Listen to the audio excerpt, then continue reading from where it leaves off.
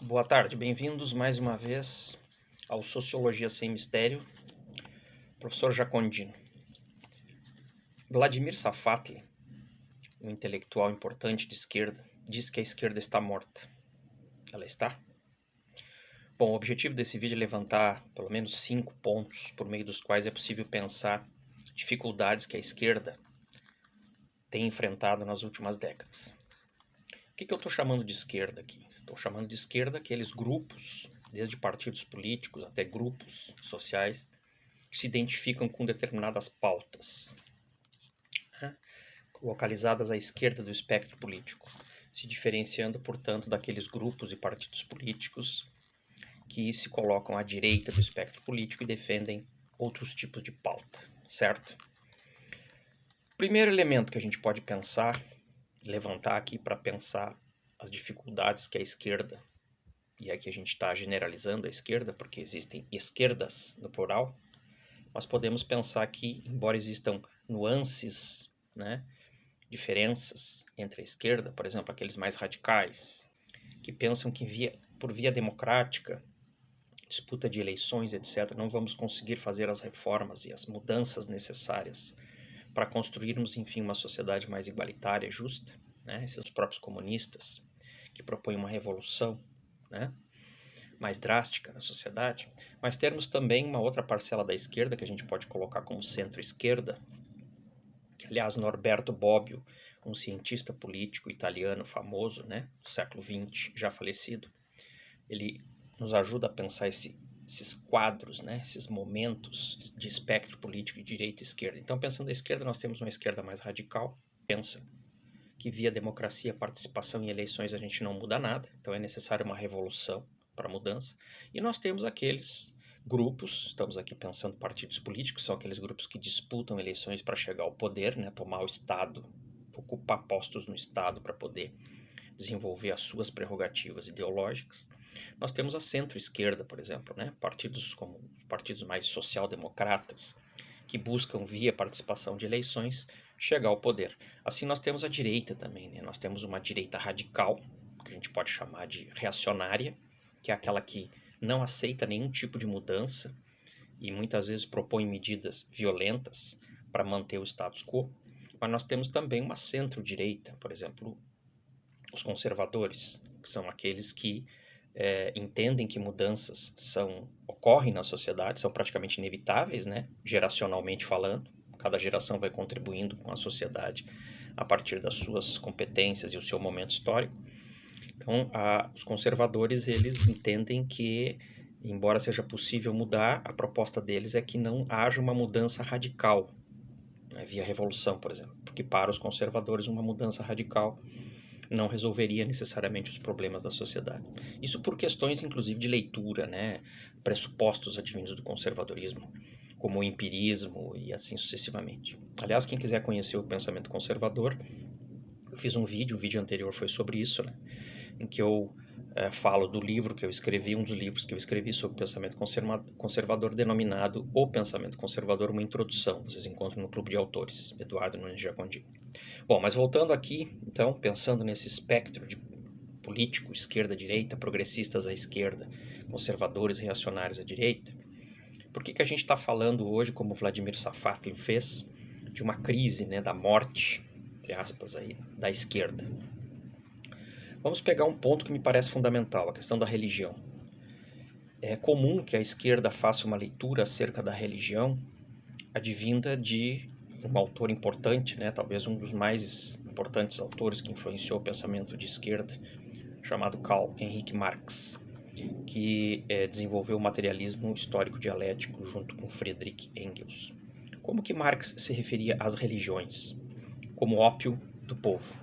Ou seja, desenvolveu uma leitura pejorativa, negativa, relacionada às religiões, pensando muito no fato de que religiões, assim como outras instituições que comporiam a superestrutura social, mas influenciadas por uma infraestrutura econômica, né, no caso, no contemporâneo, dominada pela burguesia, seriam instrumentos de alienação da população, impediriam a população de atingir uma visão mais crítica da realidade e entender o seu papel no processo histórico. Por que a religião é o primeiro tema que eu retrato aqui para pensar dificuldades da esquerda de entender o contexto social de países como o Brasil? Porque grande parte da população em países como o Brasil, mas não só aqui, são religiosas. Nesse sentido, elas são conservadoras, porque uma das características do conservadorismo é, embora não necessariamente ficar refém das religiões, mas é entender a importância de instituições seculares, dentre elas da religião. E grande parte da população brasileira é sim religiosa, independente de ser católica, evangélica, espírita, né? Podemos até discutir isso no outro vídeo, como que tem se dado as transformações no campo das instituições religiosas nos últimos anos no Brasil. Mas sem entrar nesse detalhe, grande parte da população é religiosa. E vou dar um exemplo aqui que muitas vezes leva a população a se aproximar de instituições religiosas, em um aspecto que a esquerda muitas vezes não consegue ler, é o fato de que muitas pessoas, principalmente aquelas mais fragilizadas economicamente, não são assistidas pelo Estado, muitas vezes, são assistidas pelos grupos religiosos ou pelo grupo religioso do qual participa. Muitas vezes recebendo ajuda econômica, muitas vezes recebendo uma ajuda do ponto de vista até psicológico, podemos dizer assim, apoio. Sentir-se parte de algo, né, e receber determinados tipos de ajuda que muitas vezes o Estado não lhe dá. Isso é um fato, e a esquerda tem dificuldade de entender isso. Claro que, por outro lado, a gente precisa dizer também que existem alguns líderes religiosos, né, que obviamente se aproveitam da fragilidade de determinadas parcelas da população para auferir ganhos próprios e etc. Mas o que eu estou querendo dizer aqui, então? Existem no mínimo dois lados aí possíveis, né? Nós não podemos generalizar a leitura de uma instituição ou de um campo social como religioso. E normalmente a esquerda faz, desde Marx, uma leitura pejorativa, eminentemente pejorativa, negativa da religião, e não consegue entender outros aspectos, então, e inclusive a complexidade deste campo diante do contexto social. Outra questão que a gente pode pegar para avaliar talvez a dificuldade da esquerda, né, nas últimas décadas de se fazer ouvir na sociedade e mais ainda de poder entender determinados movimentos que acontecem na sociedade, é se pegarmos o tema da classe média. Não é incomum, né, é comum vermos intelectuais importantes de esquerda se manifestarem, isso está aí no YouTube e nas plataformas sociais, se manifestarem quando se relacionam à classe média como uma classe de menor importância. Muitos intelectuais, inclusive, verbalizando, odiarem a classe média, acharem a classe média uma classe medíocre, como se o ideal seria voltarmos ao século XIX, em que teríamos duas classes, né? De um lado a burguesia e de outro lado o proletariado, o que representaria então a verdadeira dialética do ponto de vista de olhar para a realidade, né, entre seus opostos. Só que nós tivemos entre o século XIX e o século XXI, o século XX, que foi o século que apareceu o fenômeno da classe média, ligado inclusive ao crescimento econômico dos países, né? Ou seja, quando um país é avaliado como deixando de estar em subdesenvolvimento e se transformando num país desenvolvido, qual é um dos fatores que são analisados do ponto de vista desse país? É o crescimento da classe média. O exemplo é a China, o exemplo mais recente é a China, que, segundo estatísticas, dados, e há controvérsias aí, mas enfim, se fala entre 400 e 600, 700 milhões de pessoas que nas últimas décadas teriam saído da pobreza e se endereçado à classe média na China. Esse é um fator de desenvolvimento econômico, melhoria da qualidade de vida das pessoas. Ricos sempre foram poucos em qualquer lugar do mundo. Agora, então, o crescimento, a melhoria econômica, pelo menos do ponto de vista econômico, mas também social, né? Porque uma coisa está intrinsecamente ligada à outra, melhorias nesse aspecto significam justamente o crescimento da classe média. E a esquerda tem sido, boa parte da esquerda tem sido incapaz de pensar a classe média. Quando o faz, quando pensa a classe média, pensa de um ponto de vista pejorativo, negativo. Esquecendo que a classe média, por exemplo, né, sim, constituída por uma parcela de brancos, mas não só de brancos, por exemplo, são pessoas que não são burgueses, que matam 1, 2, 3 leões por dia para poder tentar melhorar a sua vida, né, no seu trabalho, dar melhores condições de vida para sua família. Num país como o Brasil, são, assim como a classe mais fragilizada econômica, a classe média é aquela que paga muitos impostos, né, que sente no bolso pagamento de impostos, e mesmo assim, quando quer dar por exemplo, uma educação melhor para os seus filhos, vai procurar uma escola particular e assim sucessivamente, porque a gente sabe que em países como o Brasil, pelo menos no ensino básico, né, ensino fundamental e médio, a melhor qualidade está nas escolas privadas, diferente do ensino superior, em que a qualidade está no ensino público. Então, a esquerda não consegue fazer uma leitura da classe média. Quando faz uma leitura negativa da classe média. Então, obviamente, não consegue dialogar, não consegue visibilizar esta classe, né? É como se, essa é uma leitura que eu faço, né? Como ao invés de ser capaz de ler o contemporâneo, ou seja, aquele que desde o século XX os países instituem a classe média, é como se quiséssemos voltar ao século XIX, então teríamos só, como eu disse anteriormente, duas classes econômicas. Então isso é uma miopia, sob o meu ponto de vista, e uma incapacidade de ler e dialogar, inclusive, com a parcela, né, que vive na classe média em países como o Brasil. Um outro ponto que a gente pode trazer aqui, para mostrar dificuldades que a esquerda tem de olhar para a realidade hoje, foi o fenômeno da consolidação e, na sequência, a derrocada da União das Repúblicas Socialistas Soviéticas. Nós tivemos no século XX uma experiência chamada de dualidade, inclusive política mundial, entre Estados Unidos da América, de um lado. No século XX nós tivemos então essa experiência, que foi a Revolução Bolchevique de 1917, em que instituiu o socialismo real, em primeiro lugar, na Rússia, e na sequência depois acoplando mais 15 repúblicas que se tornaram então a União das Repúblicas Socialistas Soviéticas. Essa experiência então do socialismo real em direção ao comunismo, então um regime antagônico ao capitalismo, como eu disse, que perdurou durante 70 anos aproximadamente no século XX, compôs então um movimento utópico do ponto de vista de pensar um outro mundo possível para além do capitalismo, né?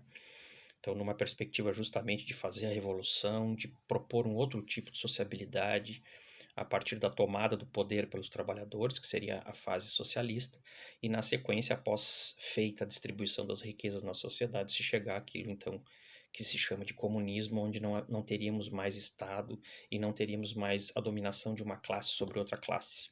Aquilo que o velho Marx chamava, então, de a entrada definitiva na história da humanidade, tendo em vista que até então nós estaríamos vivendo a pré-história da humanidade, aquela que teria sido angariada, por conta sempre de uma dominação de uma classe sobre outra classe, independente do modo de produção existente. Por que eu estou falando disso?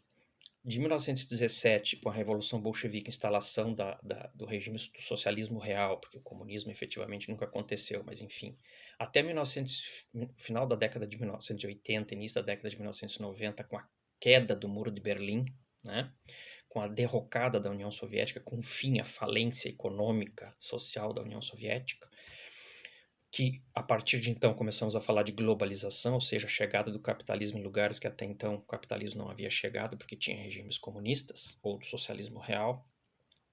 Nós tivemos então, com essa derrocada da União Soviética, considerado o grande modelo do comunismo a ser seguido no mundo, e que espelhou outras revoluções, Cuba, etc.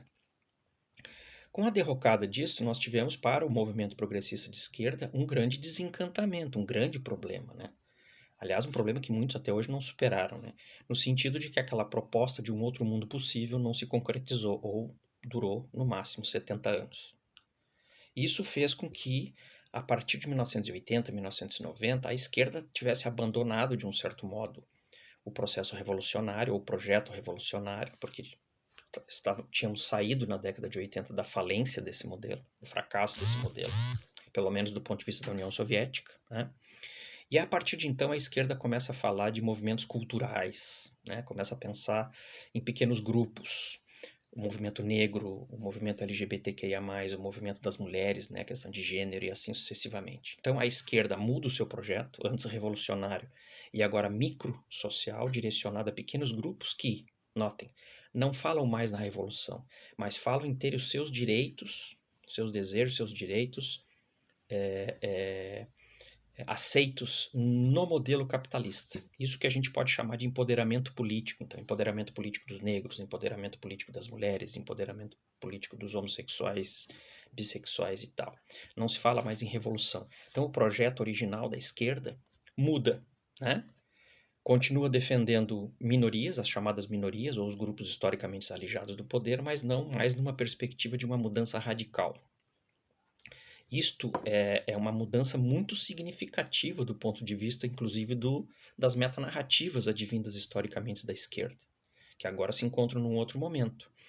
E esses grupos, então, que buscam o seu empoderamento e não a mudança, muitos deles acabam adotando, por vezes, né, por conta do próprio processo de instauração das suas lutas e tal, determinados radicalismos, às vezes difíceis de escapar, que colocam aquela questão do lugar de fala, né? Então, por exemplo, se você pega o movimento negro, em alguns lugares pode acontecer, já aconteceu, mas claro, não podemos generalizar. Se você é um branco que tenta ingressar no grupo defendendo pautas negras, você por vezes é desautorizado porque você não é negro.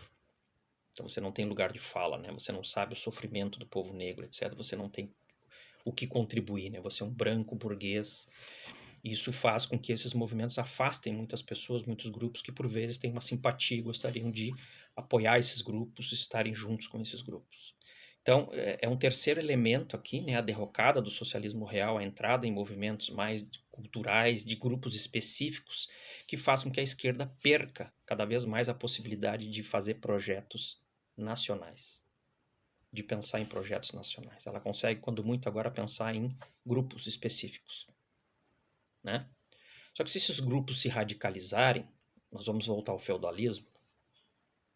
E é claro que eu estou aqui, enquanto sociólogo, inclusive, falando nesse sentido para tentar mostrar uma das fraquezas que a esquerda tem enfrentado nos últimos anos. Não estou, obviamente, me manifestando contra esses movimentos, muito pelo contrário.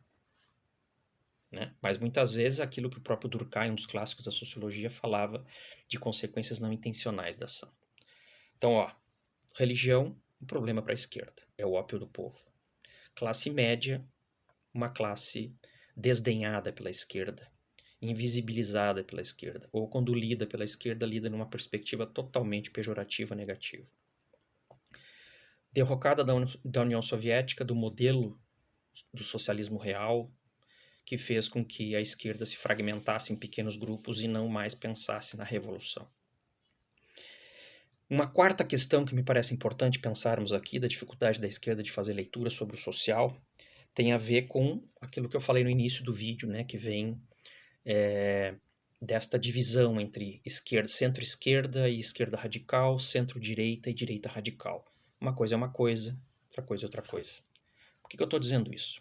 Normalmente, quando os movimentos progressistas ou representantes da esquerda, enfim, se referem a pessoas ou grupos que não estão no espectro de esquerda, político de esquerda, mas estão no espectro político de direita, elas chamam todos indistintamente de ultradireita.